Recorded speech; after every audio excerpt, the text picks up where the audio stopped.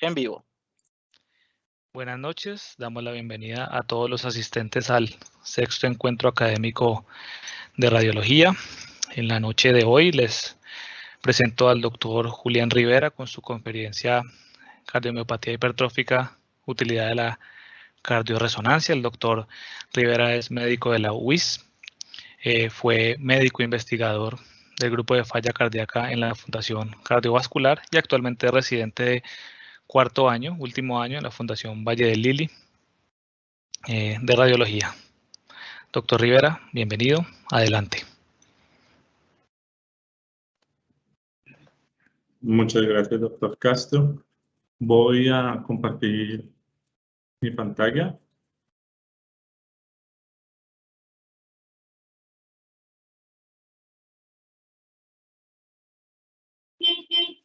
Listo. Hoy vamos a hablar de cardiomiopatía hipertrófica y la utilidad de la cardioresonancia.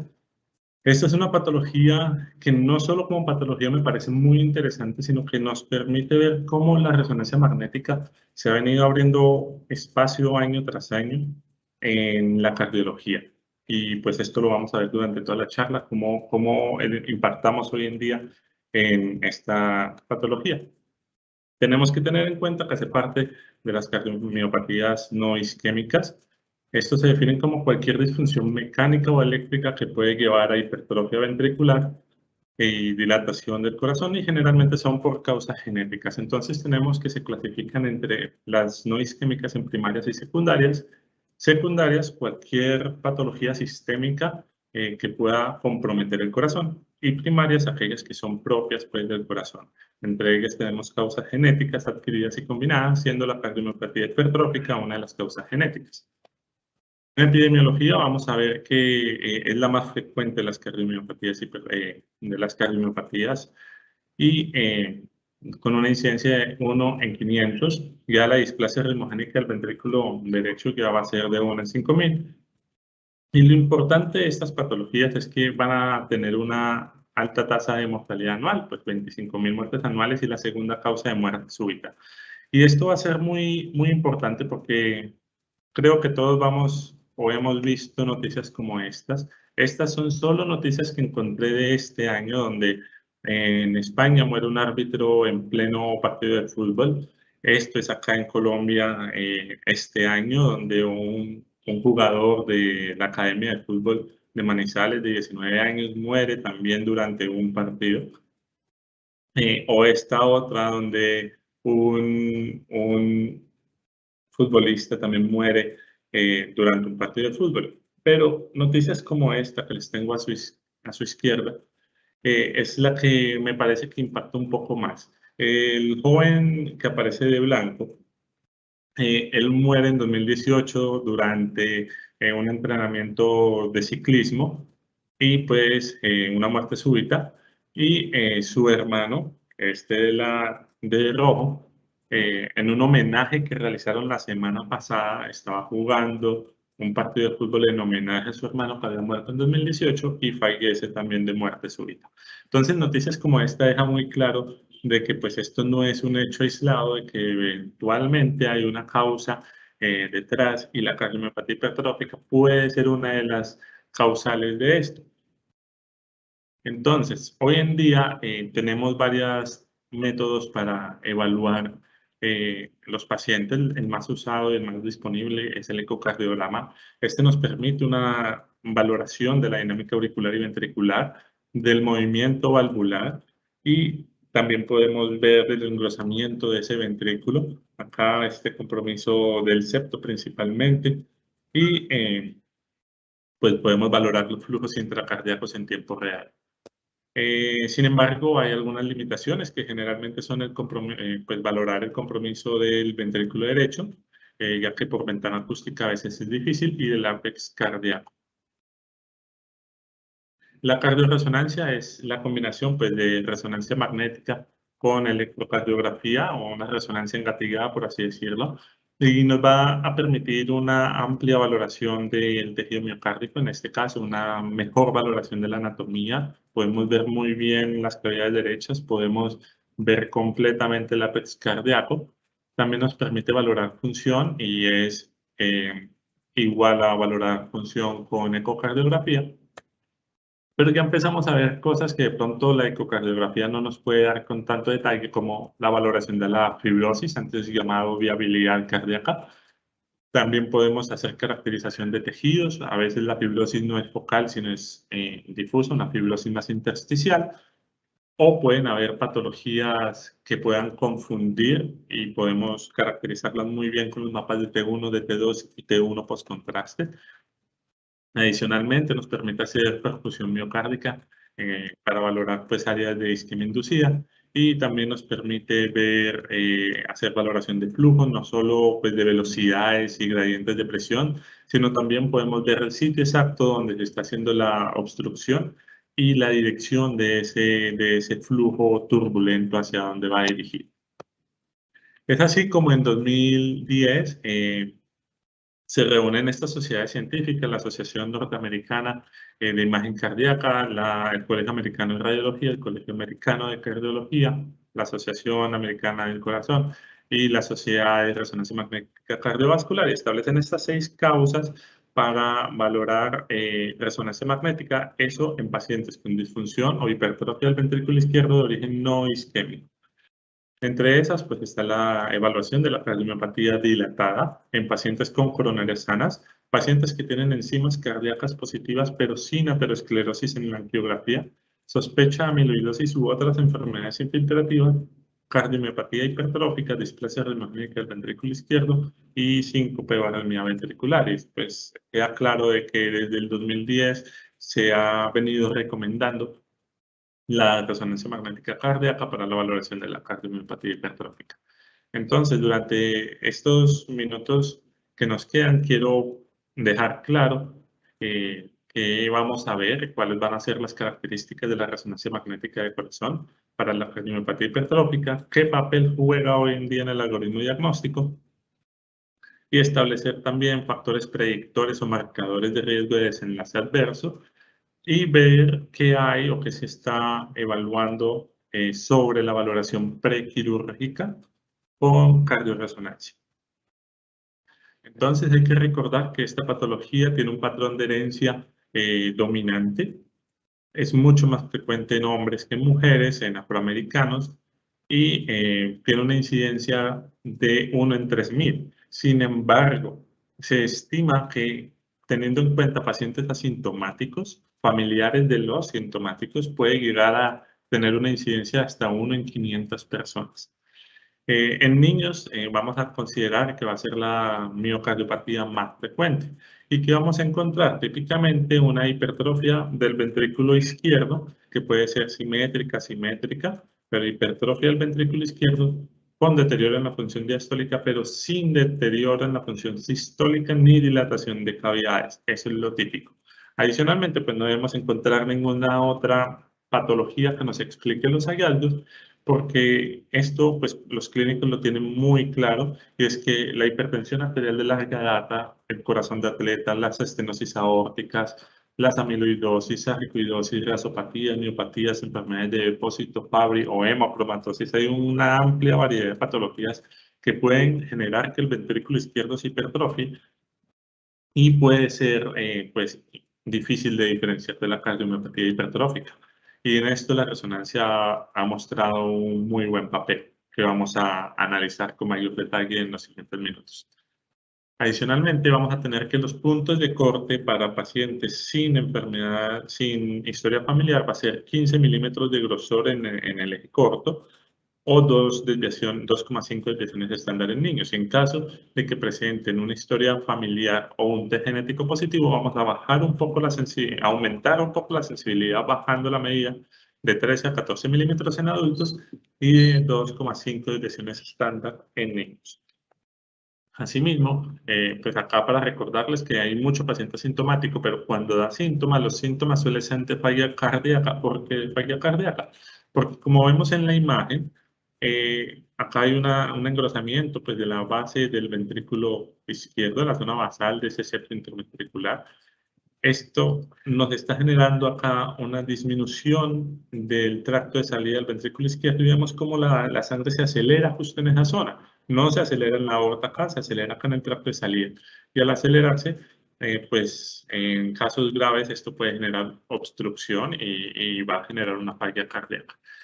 También vamos a ver que muchos pacientes van a cursar con muerte súbita, que en general es una tasa de 1% anual, una mortalidad del 1% anual, pero vemos como en niños aumenta del 4 al 6% anual y esto va a ser importante para la toma de decisiones más adelante. Adicionalmente, para recordarles pues el patrón de herencia, donde si hay un padre con la enfermedad, el 50% de la descendencia la va a tener también.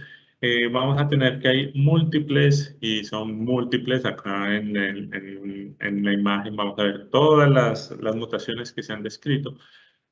Las más frecuentes van a ser estas dos, la cadena pesada de la beta-miosina y la proteína C que se liga con la miosina. Esas dos van a representar casi que el 80% de los genes comprometidos. Sin embargo, hay que tener en cuenta que hasta el 40% de los pacientes no tienen una mutación identificada ni un familiar afectado. Estos son los llamados casos de miocardiopatía hipertrófica no familiar y tienen una expresión bimodal, uno en la niñez y adolescencia y uno en la edad media.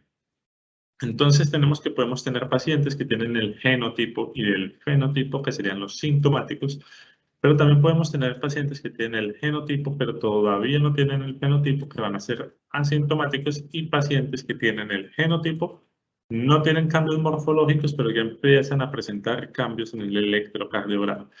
Esta es una amplia variedad de espectros que no todos los podemos valorar pues por ecocardiografía. Y pues para tener claro cuál es qué es lo que está pasando a nivel histológico, a su izquierda imágenes de un corazón normal y a la derecha de un corazón con cardiomiopatia hipertrófica. Y vemos en esta imagen macroscópica cómo el grosor del miocardio es normal y simétrico.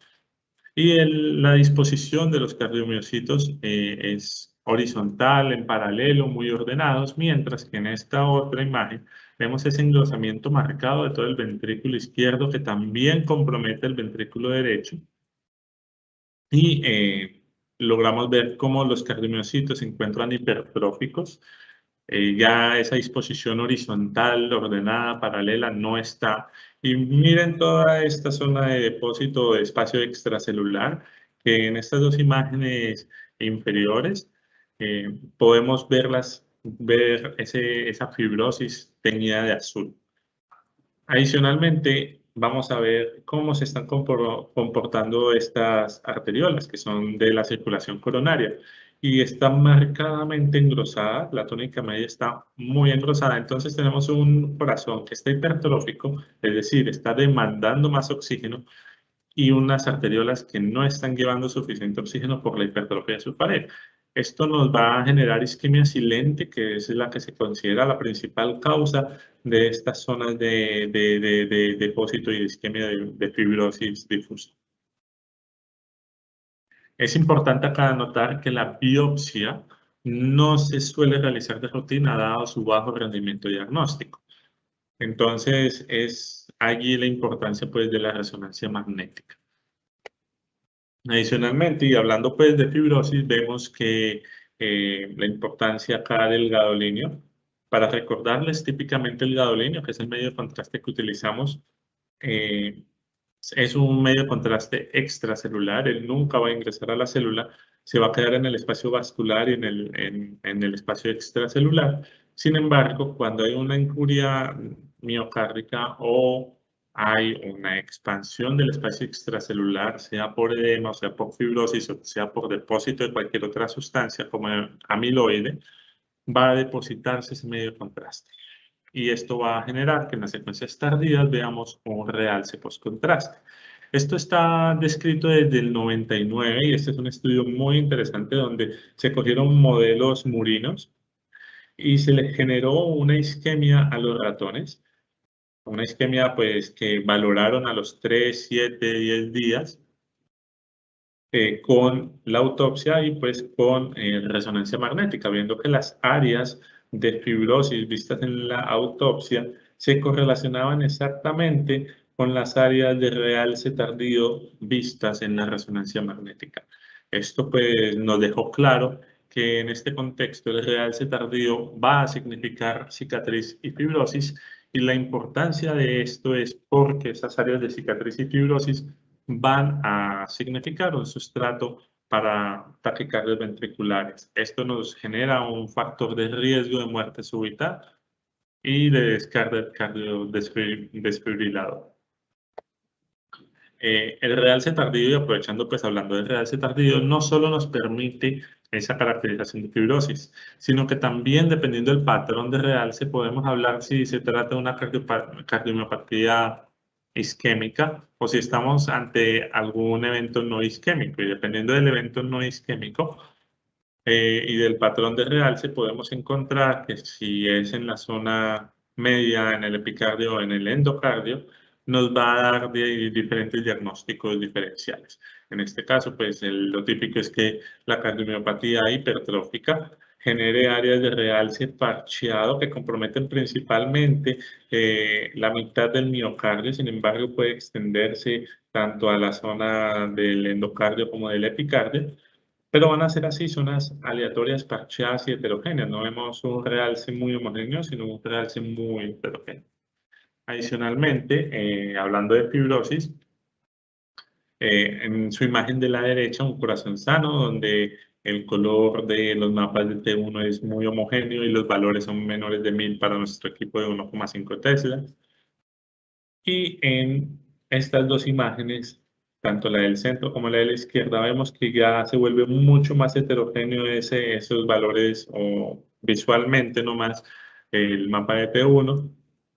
Sin embargo, cuando se hace la valoración cuantitativa, pues eventualmente también van a estar elevados, lo que nos habla de una fibrosis difusa. Esto en caso de que de pronto no se vea un realce tardío macroscópico en las secuencias post-contraste, los mapas de T1 nos pueden ayudar enormemente. Bueno, entonces, ahora sí les quiero hablar de lo que se maneja hoy en día en las guías de resonancia magnética.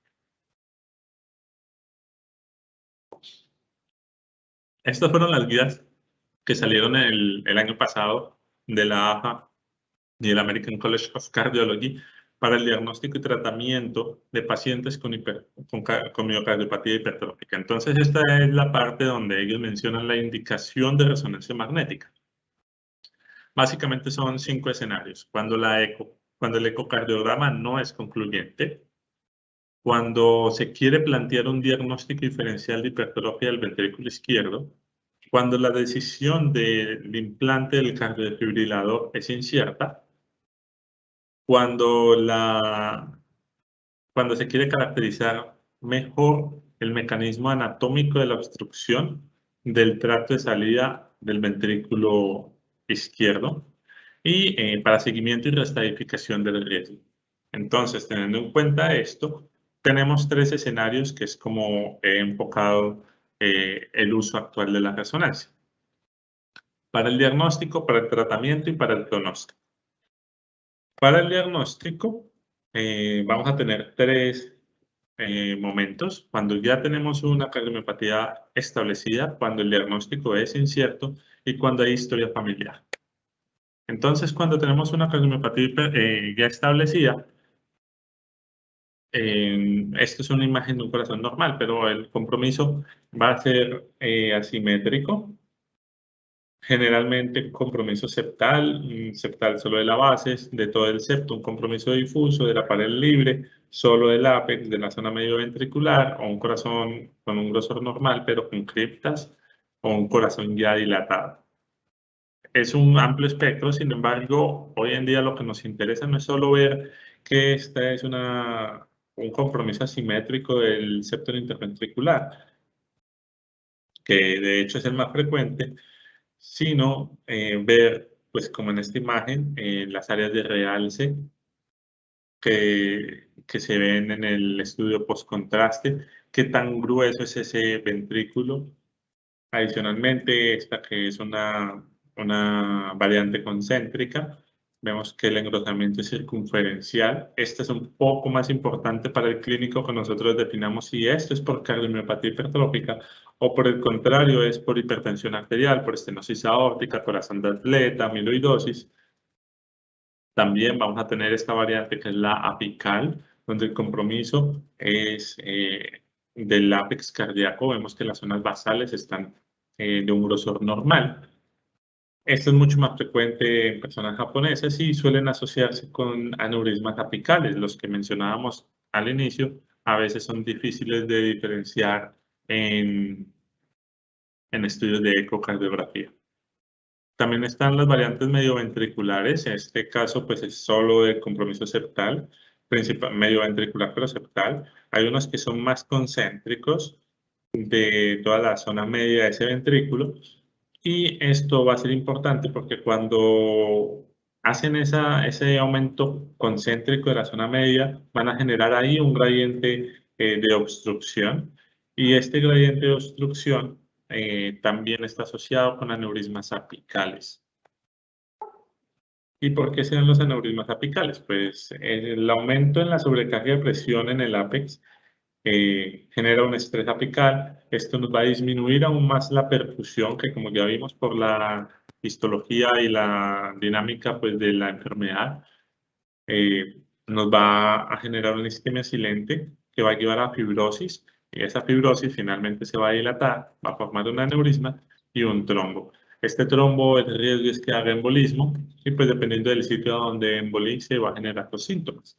Entonces vemos a este paciente con engrosamiento de las paredes miocárdicas, principalmente en la base, y vemos cómo está dilatada el ápex cardíaco y que en la sístole esa zona del ápex se dilata aún más. Esto lo que nos habla pues, es de un aneurisma apical, sin embargo en este caso no había trombo asociado. Cuando lo vemos en secuencias tardías, vemos cómo realza justo esa zona que estaba adelgazada. Y esto lo que nos habla es de que es una zona ya de fibrosis y pues que no se contrae, está dilatada. Otra variante importante a visualizar es lo que tenga apariencia de masa. ¿Y por qué? Porque muchas veces puede llegarse a confundir con tumores, en algunos casos con fibromas. Y lo importante es que cuando es tipo masa, pues va a ser todavía miocardio y eso se va a contraer. Sin embargo, cuando es un tumor, no va a tener cardiomiocitos, sino va a tener contractibilidad. También el realce va a ser muy importante, ya hemos visto cómo es el realce, bueno, acá primero lo de la contractibilidad, vemos cómo parece una tumoración del septum interventricular, sin embargo vemos cómo se acorta en cada latido y pues vemos que solo es el compromiso del septo, el resto de las paredes está normal. Y en este otro caso, en el ventrículo derecho vemos esta lesión redondeada que no se contrae, lo que nos habla más de un tumor. Además, vemos el realce postcontraste, donde es heterogéneo, parcheado, y solo de la zona media en este caso, mientras que en esta lesión es un realce homogéneo e intenso posterior a la administración del medio de contraste. Adicionalmente, tenemos que tener en cuenta que en muchas ocasiones va a haber compromiso del ventrículo derecho, lo cual debemos de mencionarlo. Sin embargo, por el momento este es un pronóstico incierto. No sabemos si los pacientes que tengan compromiso del ventrículo derecho tengan mayor riesgo de un desenlace adverso. Y esto es porque normalmente no se ve completamente el ventrículo derecho en el ecocardiograma y por rutina no se le hace a todo paciente con sospecha de cardiomiopatía hipertrófica una resonancia. Entonces, es falta de estudios, lo que no nos ha permitido saber si el pronóstico del compromiso del ventrículo derecho es importante o no. También vemos la obstrucción del tracto de salida del ventrículo derecho, que está causada, como habíamos dicho, por esa hipertrofia del septum basal, pero también el aumento en la velocidad en el tracto de salida del ventrículo derecho lo que hace es que tracciona la valva anterior de la mitral. Vemos como en sístole esa valva es alada hacia el septum, lo que se llama movimiento sistólico anterior de la válvula mitral. Esto es muy importante porque estos dos mecanismos nos van a generar una mayor obstrucción al tracto de salida. Y vemos cómo el chorro de aceleración se da exactamente acá, no en la O.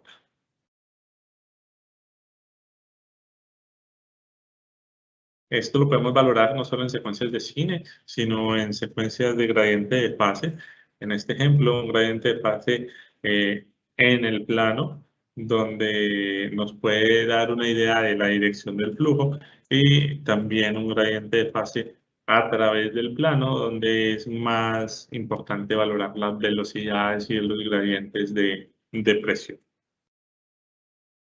Adicionalmente, pues este movimiento sistólico anterior, cuando la valva anterior es alada hacia anterior, va a generar una insuficiencia funcional pues, de la mitral. Entonces vemos este chorro de insuficiencia que típicamente está dirigido hacia la pared posterior de la aurícula izquierda. Esto va a ser importante porque nos va a generar dilatación de la aurícula izquierda, y esa dilatación nos puede favorecer fibrilaciones auriculares, lo cual tiene un significado clínico importante.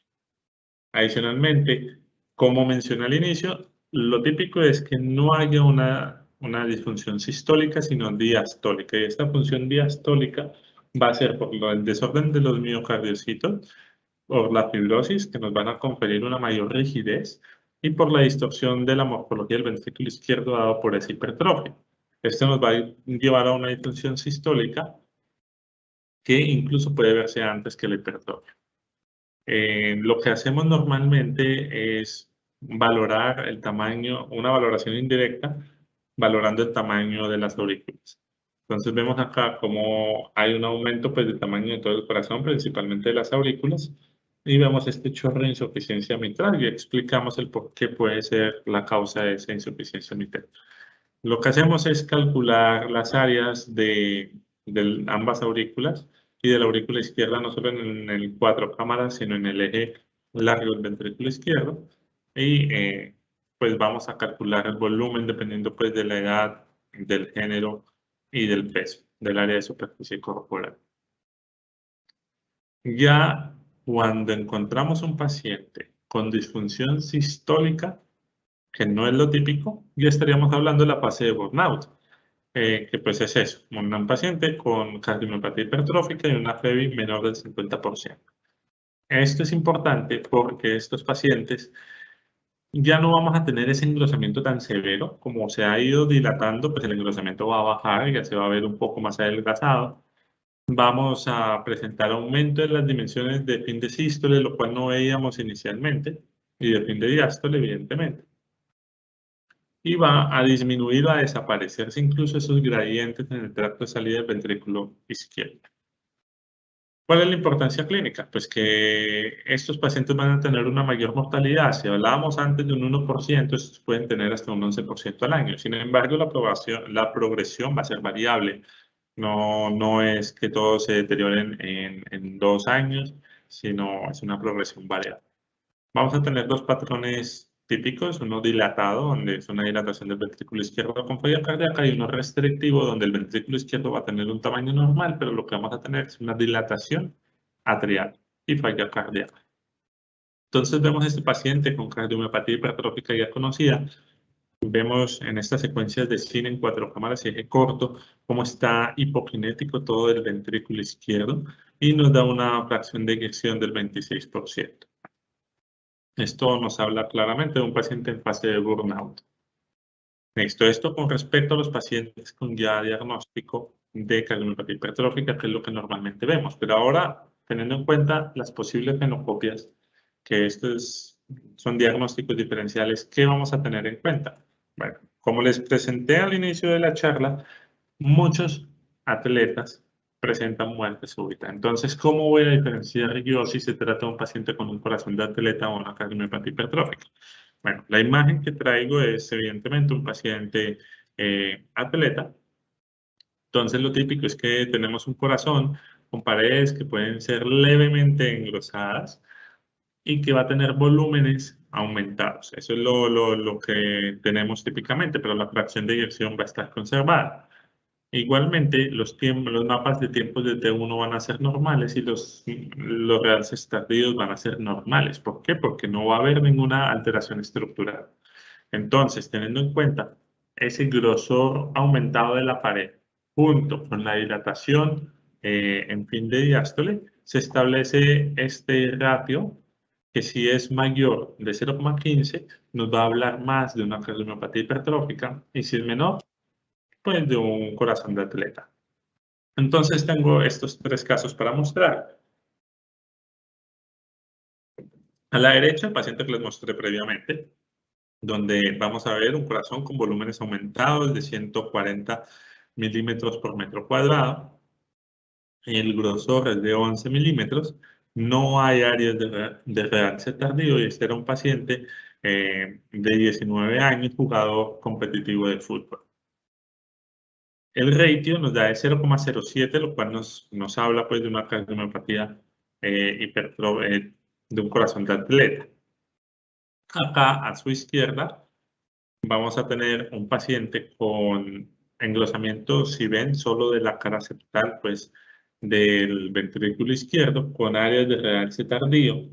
El volumen de fin de diástole es de 115 y el grosor de 24 milímetros. Esto nos da una relación de 0,2, mayor de 0,15, que era lo importante. Entonces, una cardiomiopatía hipertrófica.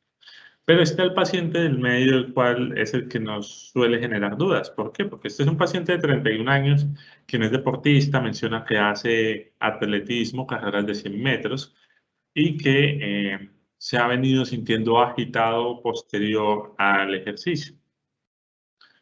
Al ver las áreas de realce tardío, no hay zonas de realce, los mapas de T1 son normales, pero el grosor está aumentado en 15 milímetros y los volúmenes son normales. Cuando hacemos el ratio nos da mayor de 0,15, lo cual nos sugiere, a pesar de la ausencia de áreas de fibrosis macroscópica o microscópica, de que se trata de una cardiomiopatía hipertrófica. Sin embargo, decirle a una persona atleta que tiene este diagnóstico puede ser el fin de su carrera. Por lo tanto, en estos casos que son algo limítrofes, lo que se sugiere es que a pesar de que por imagen sugiere cardiomiopatía hipertrófica, se le puede plantear un seguimiento a 3 meses sin ejercicio. En esos 3 meses no debe hacer nada de ejercicio y volver a una segunda resonancia. Lo que se espera es que después de 3 meses sin ejercicio, ese engrosamiento en un paciente con corazón de atleta disminuya 15 a 33%. Si no disminuye, confirmamos diagnóstico. También vamos a tener que diferenciar ante pacientes con estenosis aórtica, quienes van a tener un engrosamiento concéntrico del ventrículo izquierdo. Es un paciente de 77 años con disnea y vemos pues cómo está hipokinético el corazón. Adicionalmente, vean cómo en este 3 cámaras, cómo hay un aumento en la velocidad de flujo justo en la aorta. Vemos que la aorta no se está abriendo completamente. Y si recuerdan todas las imágenes que les mostré previamente, el compromiso de la cardiomiopatía hipertrófica no es la válvula, sino la región subvalvular, el tracto de salida, que acá lo vemos completamente normal. También en esta secuencia de cine vemos que el compromiso definitivamente es en la válvula aórtica. Entonces acá les traje pues la imagen de un paciente con cardiomiopatía hipertrófica, donde la válvula se encuentra en esta localización y ahí no hay ningún problema. El problema es subvalvular, lo cual nos habla pues de que es un origen diferente. Los pacientes con estenosis aórtica también pueden tener áreas de realce postcontraste por el mismo mecanismo que hemos mencionado del aumento del gradiente de presión y podemos llegar a tener áreas de fibrosis posterior en los mapas de T1, de fibrosis intersticial en los mapas de T1. Entonces es muy importante diferenciar lo que vemos a nivel valvular, cuál es la causa real pues, de esa hipertrofia. Este es un paciente con cardiomiopatía hipertensiva, 60 años, 2 días de disnea, angina y episodios sincopales. Vemos el corazón marcadamente aumentado de tamaño con un grosor de 23 milímetros de esas paredes miocárdicas. Es un engrosamiento concéntrico y vemos que se trata de un corazón hipokinético. Este paciente tiene una fracción de eyección del 32% y cuando veíamos las áreas de realce postcontraste no había áreas de realce postcontraste y los valores en los mapas de T1 estaban levemente aumentados. Esto pues porque también la sobrecarga de presión puede generar por sí ligeros aumentos en los valores de T1. Este ya es un paciente con 60 años, una falla cardíaca aguda. No solo vemos el aumento del tamaño del corazón, el engrosamiento concéntrico de las paredes del miocardio, sino que también empezamos a ver derrame pleural y derrame pericárdico por la falla cardíaca. Cuando hacemos las secuencias de realce tardío, vemos cómo está el engrosamiento concéntrico de todo el ventrículo. Si recuerdan, en un inicio, cuando yo tengo un realce concéntrico subendocárdico, lo más frecuente es que sea amiloidosis. Vemos que también hay realce de la aurícula izquierda y cuando vemos los mapas de T1 están supremamente elevados, esto es muy elevado, y el volumen de espacio extracelular también estaba cerca del 50%, lo cual nos hablaba pues de una amiloidosis. Cuando se revisó, pues el paciente ya tenía un diagnóstico confirmado de amiloidosis renal, entonces con esta imagen de corazón ya se confirma una amiloidosis cardíaca y no es necesario hacer una biopsia miocárdica. Ya pasando a un segundo ámbito, ya dijimos el de diagnóstico, vamos a hacer el de screening. Y esto es principalmente enfocado en pacientes que tienen historia familiar, pero ellos todavía no tienen ninguna patología. Entonces vamos a encontrar tres marcadores fenotípicos, criptas miocárdicas, que son invaginaciones del ventrículo izquierdo, generalmente más del 50% del grosor del ventrículo. En estas reconstrucciones de un eje largo del ventrículo izquierdo vemos cómo se dan estas invaginaciones en la pared inferior del ventrículo. Estas son criptas miocárdicas que son muy frecuentes, estas de acá, que son muy frecuentes en pacientes fenotipo negativo, fenotipo positivo, fenotipo negativo. Sin embargo, hay que tener en cuenta que hasta un 6% de los controles normales pueden tenerlas también. Vamos a encontrar también válvulas mitrales elongadas. Si es de la valva anterior, más de 30 milímetros, o de la posterior, más de 17 milímetros, y la presencia de realce tardío en un corazón no engrosado que tenga historia familiar, nos va a hacer de pensar también de que se trata de un marcador fenotípico. Sin embargo, al igual que lo que mencionábamos con el compromiso del ventrículo derecho, hasta el momento el tener estos marcadores tiene un significado clínico incierto. Lo que sí tenemos ya establecido en guías para screening y seguimiento va a ser que todo niño y adolescente con la enfermedad debe repetirse la resonancia magnética cada año o 2 años y adultos cada 3 a 5 años. Y dirán, ¿por qué los niños con más frecuencia? Pues al inicio de la charla les mencionaba que ellos tenían un mayor riesgo de muerte súbita y es esta la razón pues para esta decisión. Finalmente, vamos a hablar de qué hay del tratamiento quirúrgico. Y este es un campo un poco más que se ha venido hablando más recientemente. Entonces, la indicación quirúrgica o la miomectomía septal o la ablación septal se establece cuando un paciente que tiene cardiomiopatía obstructiva tiene ya manejo clínico con vasodilatadores y no responde a este manejo clínico y sigue sintomático, se debe optar pues, por la ablación. Por otro punto, si tiene una enfermedad obstructiva con una enfermedad cardíaca asociada, también se debe considerar un manejo quirúrgico de las causas pues, de la enfermedad cardíaca asociada o de la obstrucción. También en pacientes que no tienen obstrucción al tracto de salida ni en el medio del ventrículo, tienen una fracción de eyección normal, más del 50%, pero están sintomáticos, se debe considerar, pero ustedes dirán por qué es tan sintomático si tiene una PBI mayor del 50%. Y es que estos síntomas son porque la hipertrofia puede ser tan severa que disminuye el volumen de esa cavidad cardíaca. Entonces, sí, tiene una fracción de más del 50%, pero el volumen latido es muy bajo. Entonces, estos son los parámetros que consideramos: un volumen de fin de diástole menos de 50 milímetros por metro cuadrado o un volumen latido de menos de 30 milímetros por metro cuadrado. ¿Qué podemos ofrecer con resonancia magnética? Este es uno de los estudios que se ha planteado y la idea es caracterizar muy bien las zonas de engrosamiento del ventrículo. Vamos a ver acá el compromiso del segmento anteroseptal o del inferoseptal. Se va a hacer la medición de cada uno de los segmentos cada 6 milímetros en cada corte. Y la idea es que con esta información, por ejemplo, podamos describirle al cirujano si hay algún tipo de cripta para que él tenga un poco más de cuidado y pueda planear con esta imagen mucho mejor su procedimiento quirúrgico. Y en este caso, pues solo se hizo manejo quirúrgico de esta región inferoseptal, que se correlaciona también muy bien con la muestra patológica del tejido extraído.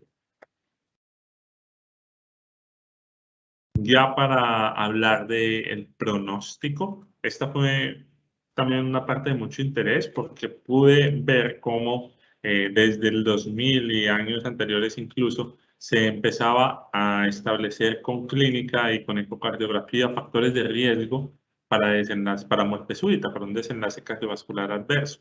Y acá vemos cómo de estos 5 criterios, si el paciente presentaba 2 o incluso 3, el riesgo se iba aumentando significativamente. Acá también vemos cómo se aumenta el riesgo. ¿Esto qué permitió hacer? Pues que en el año 2014 se estableciera por la Sociedad Europea de Cardiología una calculadora de riesgo donde precisamente ponían esas características: la edad, el grosor máximo del ventrículo, el tamaño de la aurícula, el gradiente del tracto de salida del ventrículo izquierdo, la historia familiar de muerte súbita, la historia de taquicardia ventricular no sostenida y la presencia de un síncope no explicado, y eso te da un riesgo a 5 años y te da una recomendación. Entonces, esto era lo que había. Si el paciente ya había tenido el episodio, pues nada, iba para prevención secundaria y no había discusión del cardiofibrilador. Pero en caso de que la calculadora diera un alto riesgo, más de 6%, se debería de considerar. Un bajo riesgo, menos del 4%, era no recomendado, y un riesgo intermedio del 4 al 6 podía ser considerado. Esta calculadora fue incluso validada en el año 2018 con este estudio multicéntrico, donde pues evidentemente validaron el uso de la calculadora. Sin embargo, nosotros desde imágenes empezamos a cuestionarnos la importancia de ese realce tardío, porque es que si yo estaba viendo áreas de fibrosis macroscópica, yo podía detener un mayor valor pronóstico. Entonces, estudios como este metaanálisis, donde recolectan 4 estudios, un número de 1.063 pacientes y 3,1 años de seguimiento, vemos cómo aumenta, en la presencia del realce tardío aumentaba el riesgo de muerte cardíaca, de muerte súbita, de muerte por falla cardíaca y de muerte por todas las causas. Y esto no solo en este estudio, este es otro metaanálisis un poco más reciente, del 2016, donde igualmente un mayor número de pacientes, igualmente vemos el aumento de la presencia de muerte súbita o de origen cardiovascular o de muerte por falla cardíaca en los pacientes con realce tardío. Pero lo que me llamó más la atención de este estudio fue que además lo que hicieron fue cuantificar el porcentaje de realce tardío. A mayor porcentaje de miocardio realzante, mayor era la probabilidad de un desenlace adverso. Es así como podemos hacer pues esa asociación de porcentaje de realce tardío con muerte súbita, y es por eso que en las guías que he mencionado durante la charla ya se establece a la resonancia magnética como un criterio para definir si es llevado o no a cardiofibrilador. Entonces, lo que hacemos actualmente, paciente con evento previo, pues nada, prevención secundaria, no hay discusión.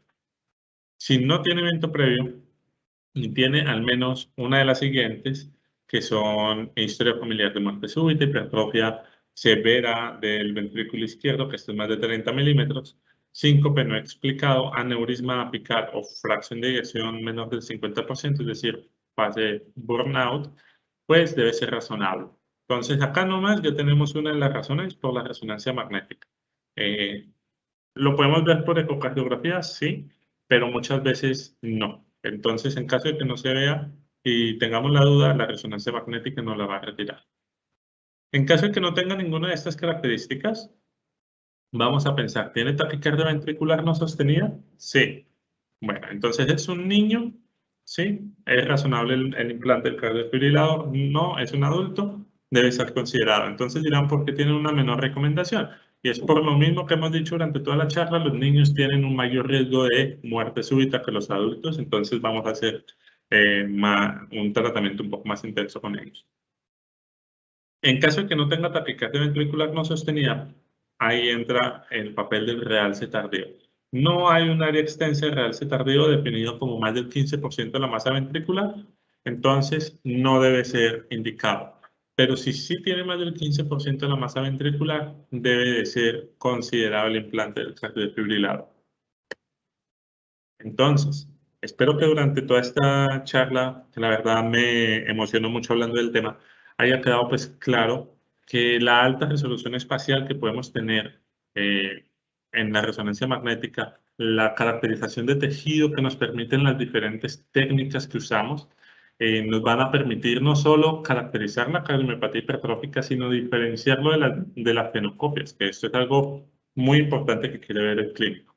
Además, podemos visualizar áreas que de pronto con el ecocardiograma son más difíciles de ver, como la completa valoración del ápex y del ventrículo derecho.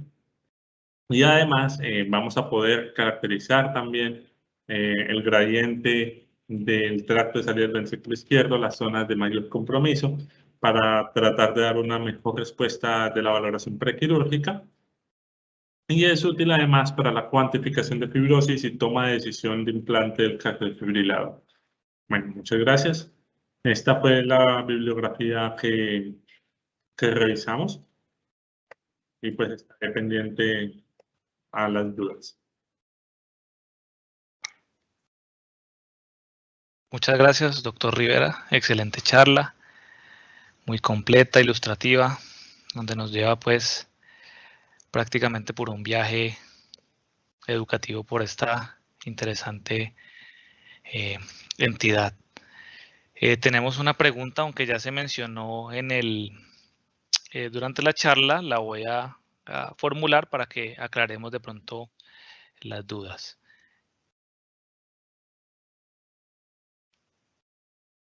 Y la pregunta es la siguiente. ¿Cómo se realiza el diagnóstico diferencial con el corazón de atleta?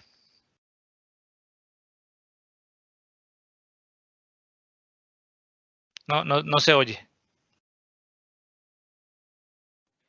Listo. Como lo mencioné, esas eran una de los puntos más importantes, pues porque impactan no solo en la vida, en la salud de una persona, sino en todo su recorrido deportivo. La idea es que el corazón de atleta, si bien puede verse engrosado el ventrículo izquierdo, no va a ser tan marcado ese engrosamiento ventricular. Y los volúmenes diastólicos van a estar marcadamente aumentados. Mientras que en la cardiomiopatía hipertrófica el engrosamiento del ventrículo va a ser mayor y normalmente no está dilatado como si lo está en el corazón de atleta. Eso que nos permite hacer una relación. Un corazón está dilatado, engrosado, pero no tanto, y el otro no está dilatado y muy engrosado. Esa relación entre la dilatación, es decir, el volumen de fin de diástole, y el grosor de la pared, nos va a permitir hacer un diferencial.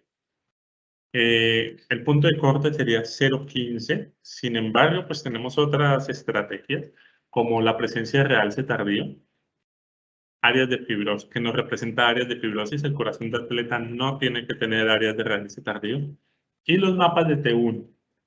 Esos mapas de T1 lo que nos representan es fibrosis intersticial. En estos casos, pues, en el corazón de atleta es un corazón sano, que está aumentado de volumen por la demanda del ejercicio, pero es un corazón sano. Entonces no tiene que tener ni realce tardío ni alteración en mapas de T1.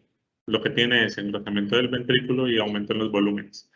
Entonces, si encontramos un paciente con realce tardío o con aumento en los tiempos de T1 o con esa relación del volumen de fin de diástole con el grosor de la pared, estaríamos enfrente de una cardiomiopatía hipertrófica sin duda. Pueden haber casos de borderline, como el paciente que mostré en la mitad, donde es un paciente atleta, no tiene fibrosis ni macroscópica ni intersticial, pero no está dilatado y está engrosada la pared. En caso de dudas, vamos a plantear un seguimiento a 3 meses sin ejercicio. Si no hacen, o sea, nada de ejercicio, tiene que dejarlo. En esos 3 meses debe haber disminuido del 15 al 30% el grosor de la pared. Si disminuye, era un corazón de atleta. Si no disminuye, era una cardiomiopatía hipertrófica. Espero pues haya quedado claro esa diferencia porque es muy importante tenerla en cuenta. Sí, excelente respuesta, Julián. Queda claro pues completamente la diferencia, y como lo mencionaste, pues es muy complejo para un deportista pues prácticamente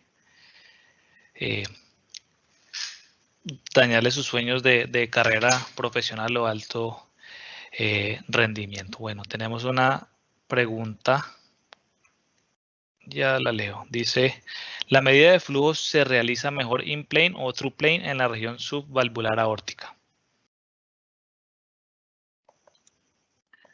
Es mejor through plane, es decir, a través del gradiente. Sin embargo, como nosotros el true plane lo ponemos perpendicular a la dirección del chorro.